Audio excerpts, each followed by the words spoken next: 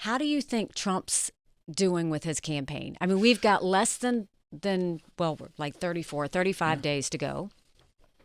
What do you think about the way he's running his race? It has its ups and downs, like to state the obvious. I think that the question I have going forward for the next 35 days is, I think last night was a win. JD did a great job. And if that's the last debate and that's the last word, it's going to end up in a positive way, because he didn't do very well against Kamala in that second debate. But the team, if you will, is leaving on a positive note.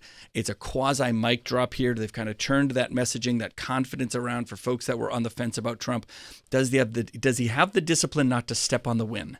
That's the question. And we all know that. I mean, the thing I looked at last night in the middle of the debate, he tweeted about Pete Rose. What are you doing? I couldn't believe it. What are we talking about here? So I know he doesn't like, JD's not upstaging him in any way. He's just showing a great compliment to the team. I hope he appreciates that and uses it for what it's worth. Now, my sense is his team will really wrap their arms around him and say, look, this was great. We don't need another debate. It's not going to get any better than it is now. I think the issues, will he have the discipline not to overstep into the port issue? He can't fix this port issue. It's a real issue, and it's a Biden problem. And Biden and Harris have to address that some way. Don't overplay your hand on the international stage. It isn't going great. I mean, we want to protect, but he can't do much right now. So Biden has to handle that, and he's probably not going to handle it incredibly well. The hurricane. Right, he kind of overstepped his a little bit on the hurricane. Let Biden and his administration deal with that. Yeah, they're he basically, in charge. I think he said that the Georgia governor had not heard from Biden, and I think he said that Brian Kemp, and then he said Ron DeSantis hadn't heard from Biden. Then they both came and out even and Ron said, was like, "No, he called. We did hear from him." So he's got to be careful not to overplay it. That he went to Georgia. Right? Like, he was there before. You see that crowd in the Alabama football game, by the way? I mean, that was use those moments. Right. You know, something that didn't get covered, there was a moment about a week ago where he visited a kid in a hospital. Oh, yeah. And he gave him some gift. I thought that was great. Yeah. That was very retail. That was very human. That was very, it was endearing. It was endearing and a personal connection. If he could do one or two of those a day for 30 days, let them breathe. Yes. Let them breathe. Right? Take the wins. Don't step on your wins. The biggest takeaway that I have, that I've watched the whole time, is that he's still campaigning like he's in a primary. Yeah. Like, that's the one thing, like, I wish I could just shake him and say, stop. He needs to shift to a general. He's talking a lot of primary talking points. He is. And JD was doing that for a while.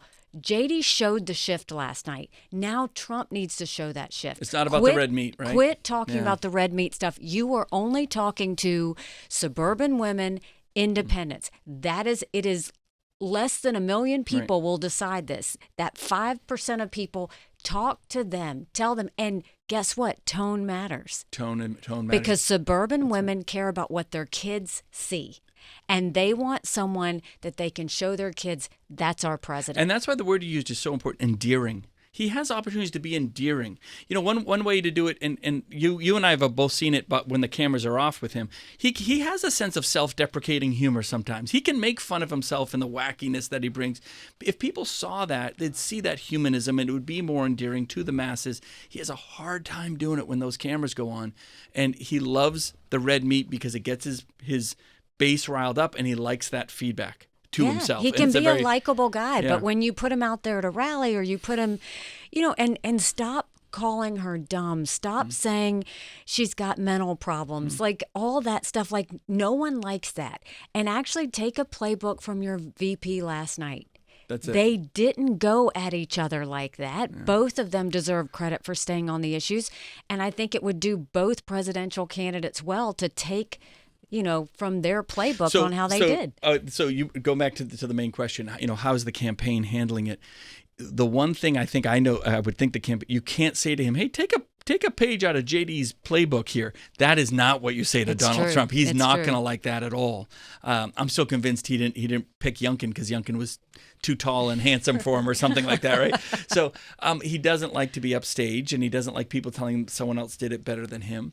So they got 35 days to keep this in control.